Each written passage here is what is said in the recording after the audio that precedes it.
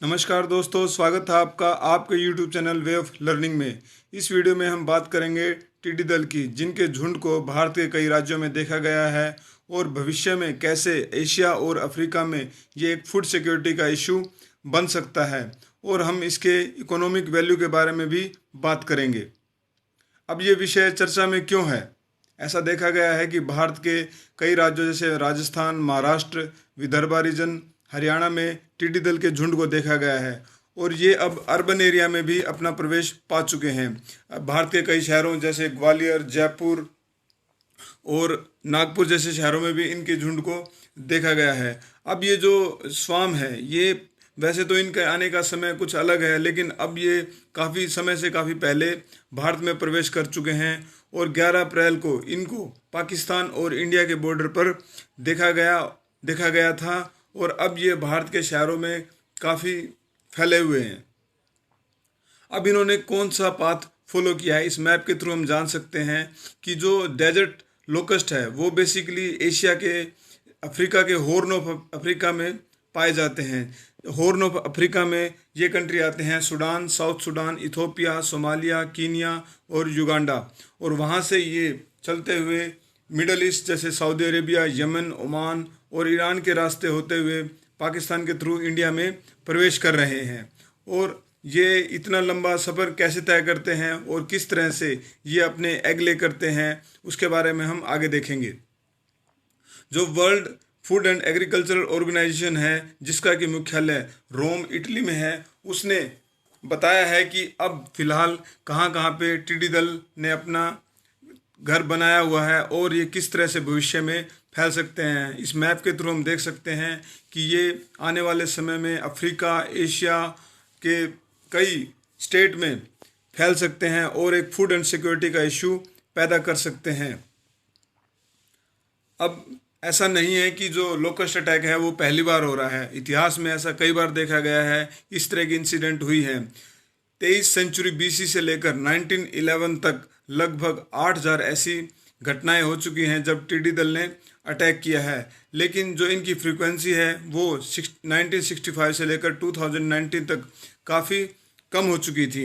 जो ये लोकस्ट हैं बेसिकली हॉर्न ऑफ अफ्रीका, जैसे मैंने पहले बताया है, वहाँ पे ज़्यादा इनका अटैक मिलता है, और वहाँ पे इन्होंने कई फसलों को भी तबाह किया है, और वहाँ पे फूड और सिक्योरिटी का इशू कई बार उत्पन्न किया है, और उनको कई बार इस अटैक से और इस जो फूड और सिक्योरिटी का इशू है उससे निकलना पड़ा है। और वर्ल्ड अब फिलहाल क्या हो रखा है कि जो FAO है, फूड एंड एग्रीकल्चर ऑर्गेनाइजेशन, उसने गवर्नमेंट की मदद से काफ़ी इन्वेस्टमेंट किया है, और पिछले 3 सालों से इस जो टिड्डी दल की जो भयावह है उसको कम करने में काफ़ी मदद पहुंचाई है।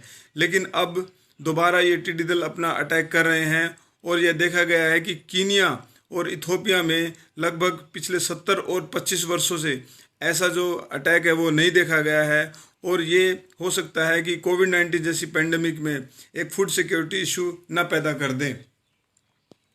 अब ये लोकस्ट क्या है और इंडिया में इनकी क्या टाइमिंग है? बेसिकली जो डेजर्ट लोकस्ट है उसका साइंटिफिक नेम सिस्टोसिरका ग्रिगोरिया, अगर मैं प्रोनाउंसिएशन कुछ रॉन्ग कर रहा हूँ तो मुझे माफ़ करना।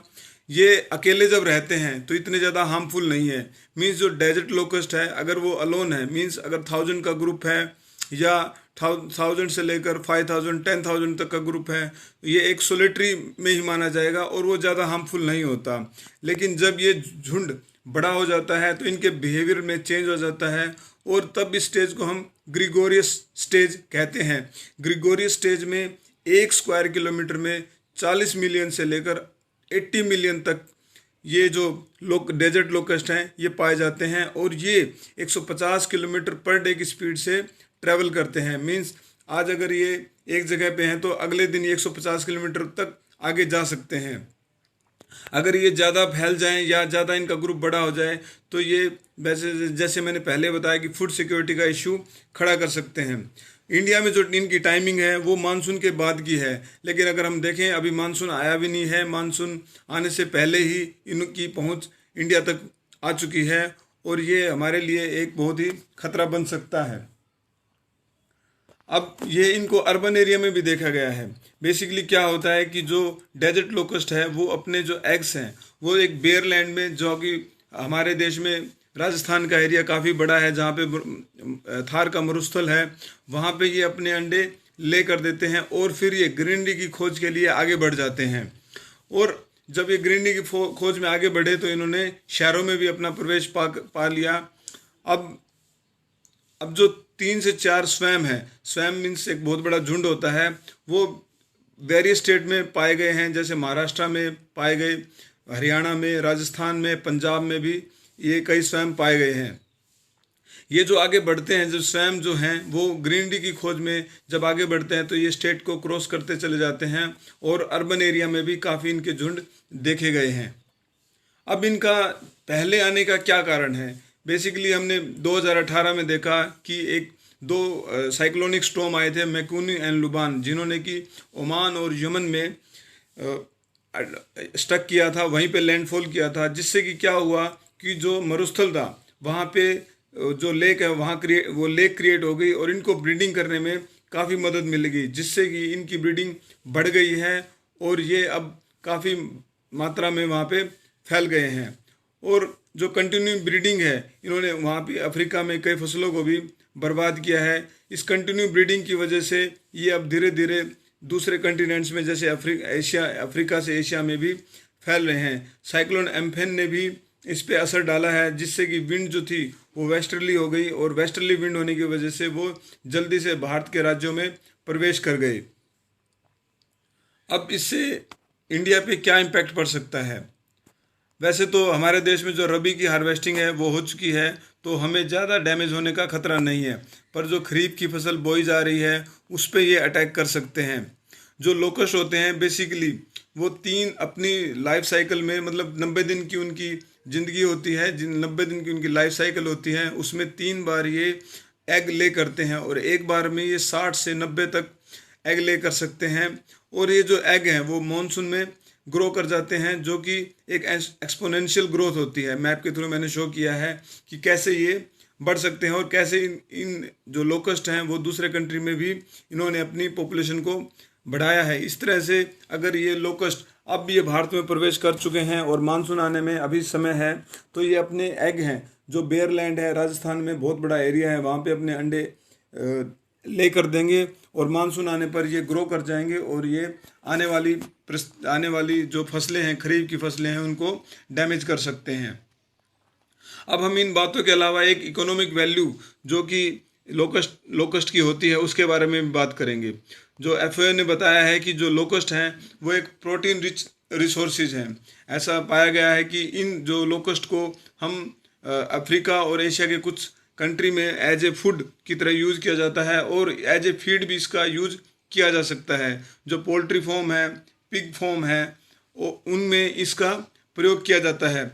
ऐसा देखा गया कि चाइना ने 1 kg ऑफ जो लोकस्ट है उसकी वैल्यू $5 के आसपास रखी है और कुछ जो कंपनी है कीनिया में, जैसे एक कंपनी है, वो 1 kg लोकस्ट की वैल्यू 50 कीनियन शिलिंग ले रही है। अब जो ये लोकस्ट हैं किस तरह से पिग फार्म और पोल्ट्री फार्म में यूज किए जा सकते हैं?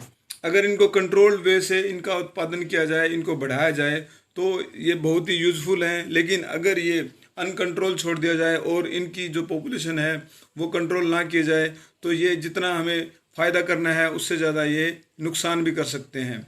अफ्रीका और एशिया के कुछ कंट्री में जो प्रोटीन इनरिचमेंट के लिए कुछ लोग भी इसको खाने में प्रयोग करते हैं और हो सकता है कि ये जो कुछ लोगों के लिए ये एडवर्सरी है और कुछ लोगों के लिए अपॉर्चुनिटी बन के भी उभरे, अगर इसे कंट्रोल्ड वे से यूज किया जाए।